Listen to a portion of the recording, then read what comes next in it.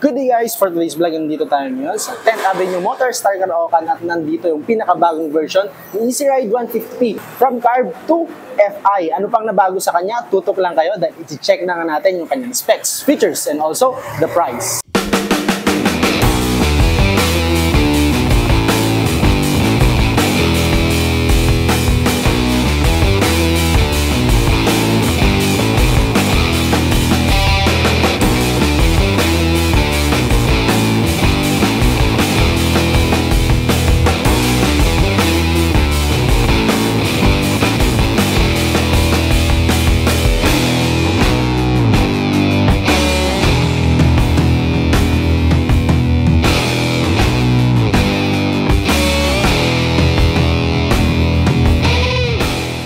Isa ka rin ba sa nangangarap magkaroon ng maxi scooter na motor? Yung low budget lang pero yung may dating din at relax ka kapag dinadrive ito. Sagot na tayo ni Motorstar sa kanyang bagong version ni Easy Ride 150p FI. Sa akin niyang pananaw, ito ang best scooter ni Motorstar pagdating sa fairings dahil sa good quality na. Mas lalo mo siyang ma-appreciate kung makikita mo to in actual. Colors muna tayo guys, merong 4. Una ay itong puti, may black, may blue at red. All glossy po sila mga ma'am sir at ang pagkakaiba sa carb type nito ay decals at ang kanyang front fender ng FI ay puro itim. Unlike sa carb na uniform sa primary color. Check muna natin itong kanyang harapan. Sa kanyang headlight, elegant looking na rin ito. Overall, super linis lang tignan. Dito na tayo sa kanyang suspension. Aba, talagang good looking din. Kulay gray ang finish ng kanyang telescopic fork. Sureball ako na kung makita mo to ay mapapasabi kang humahabol na rin ito sa usapang quality. Braking system naman natin, naka-disc brake, non-ABS po at hindi rin po CBS. Kung hanap ka nga ng rotor disc sa online market, ay kamukha na ng rotor disc ng motor na ito. Looks like aftermarket na at 3mm ang thickness nito with 2-pot caliper. Hydraulic disc mga sir at kulay itim ang finish ng kanyang paint job. Napakalinis lang din. Tubeless na rin pala ang gulong nito at may size na 180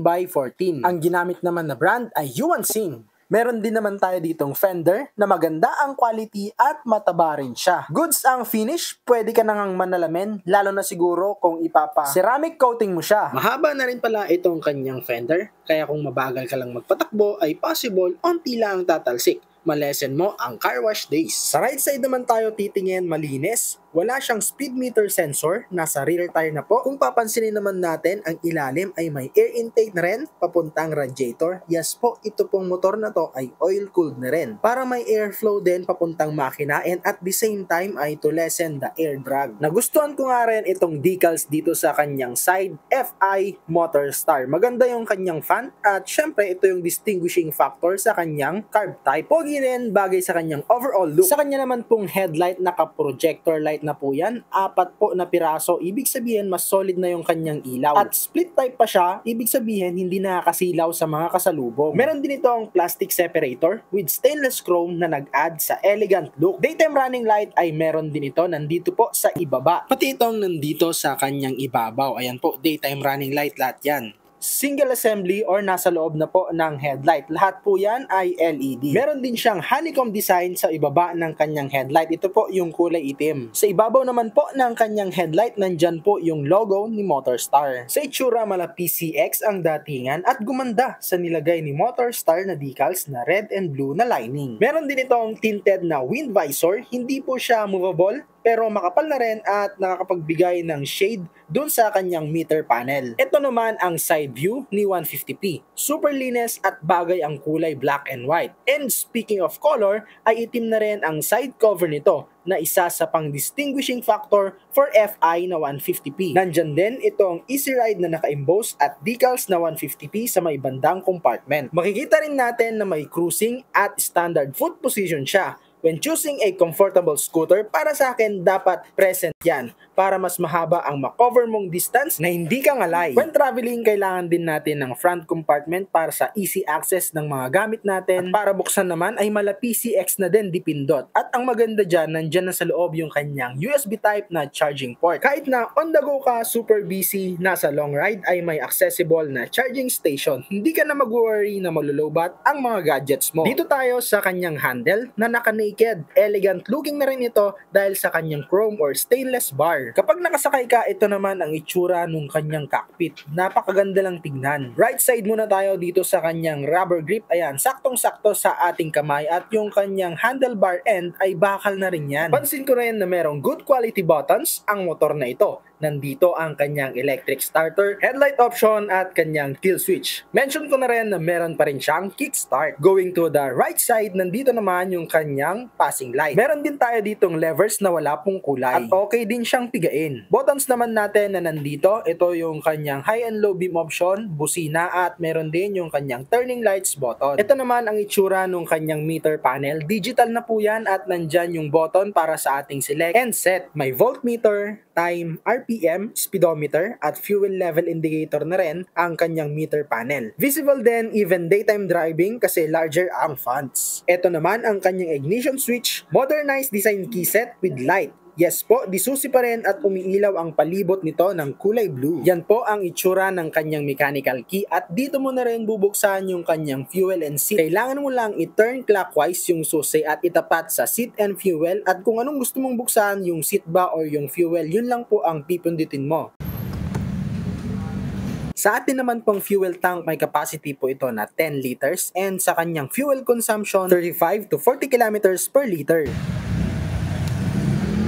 Goods naman ang kanyang buttons, madali lang pindutin. Ang kanya namang upuan sa tingin pa lang, komportable na siyang sakyan. If we will exage, malasufa na rin. Naka anti-slip seat cover na rin siya. Medyo mataas na rin ang upuan ng ating back right. Okay na okay naman yan para kitang-kita niya ang view. Sa may bandang likod naman, nandyan ang naka-engrave na Motorstar at yung kanyang logo. Maganda rin yung kanyang upholstery plus malambot yung nilagay nilang foam. Ayan naman po ang itsura ng kanyang underseat compartment. Sa ilalim, marami siyang tool organizer at isang gusto natin sa isang scooter ay merong stopper yung kanyang upuan sa pagbagsak. Malaking tulong yan in unloading and loading lalo na kung marami kang bitbit. Good thing naman ay na-adapt nito ang style ni PCX. Nasa loob na po ng compartment yung ating battery para in case na malusong sa mababaw na baha ay wala tayong problema. We have also large underseat compartment. Hindi nga lang kakasya dito yung isang full face, half face pwede. Hindi nga rin nakalimutan ni Motorstar na maglagay ng helmet hook. Ang foot peg naman nito ay goods ang disenyo. May pagka-camouflage effect kasi parang continuation lang ng fairings. Tsaka malapad, mas maganda apakan. Left side naman tayo, mapapansin natin na puro itim yung kulay na makikita natin. Meron din tong heat cover na mahaba. Plastic po iyan. Mapagkakamalan mo ring meron siyang radiator dito sa kanyang gilid. Cover lang po yan na plastic. Meron din tayo dito ang built-in na mudguard. Okay naman yan para mampanatili yung linis ng ating motor. Ang suspension naman natin, naka-dual shock na to. Mala PCX talaga, mahaba yung suspension pero mukhang naka-lowered. Sa size naman ng ating gulong, mataba na rin to. 120/70 by 14. Yung 14 po, same sila ng size dun sa kanyang harapan. Braking system naman natin, napakaganda, naka-disc brake rin to, saka naka-inverted. Ito naman kanyang crankcase cover ay alloy po yan, may naka-engrave na Motorstar. Sa atin naman pong engine type, meron tong 4-stroke overhead cam, naka 2 valves, FI, liquid cooled at meron tong bore stroke na 57.4 mm by 57.8 mm. Ang top speed naman natin ay 90 kilometers per hour. Mabanggit ko na rin ang kanya pong side stand ay wala pa pong kill switch. Kung pupwesto ka naman dito sa kanyang likod, ito ang makikita mo, yung mahaba niyang fender at nandyan din yung kanyang turning lights na LED, yung kanyang stoplight or yung kanyang taillight ay LED na yan. Signature din kasi meron na siyang highlight na kulay puti na present din sa 150N. Meron din tayo ditong grab bar, kulay itim yung ilalim niya at yung ibabaw ay kulay puti. Okay guys, comfort check naman tayo. Ang height natin ay 5'6". Kung gusto nyo pong bumili ng ganitong motor, pwede nyo po akong gawing reference. Ayan po yung itsura natin. I-side lang natin na ganyan. Ayan oh, medyo mataba rin siya para sa atin. No? Maxi scooter yung datingan. At saka kahit na hindi ka pa nakasakay, mukha na siyang komportable gamitin. Okay, may sinasabi rin yung kanyang weight pero hindi siya ganun kabigat guys. Subukan natin sakyan. Ayan yung itsura natin. Medyo tiptoe po tayo, both feet. Hindi po siya lapat. Kung ano po nakikita nyo dyan sa screen, ganun po siya. Pareho. Nakasakay na tayo kay PCX. Mas malapad lang yun siguro ng konti sa tingin ko, no? Pero yung kanyang cockpit, same na same yung feeling. Ganda rin yung kanyang rubber grip. Nagustuhan ko rin ito, kanyang naked handlebar.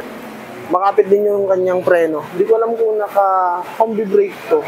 Pag pumipreno ka sa likod, subukan nga natin kung naka-combi brake. Hindi. Kung naghahanap ka ng komportableng motor, ito, maganda yung lapat sa puwet natin. Tapos elevated pa siya, no? Mukha na siyang aftermarket. Hindi mo na kailangang ipatabas pa para mas tumaas yung likod at bumaba dito sa baba. Tapos kung gusto mo ng pang long ride, malakas na rin ito. Mas malakas to kay 150N. Ang SRP naman natin dito, guys, tumaas siya ng 7,000 from 71,000 dun sa kanyang carb.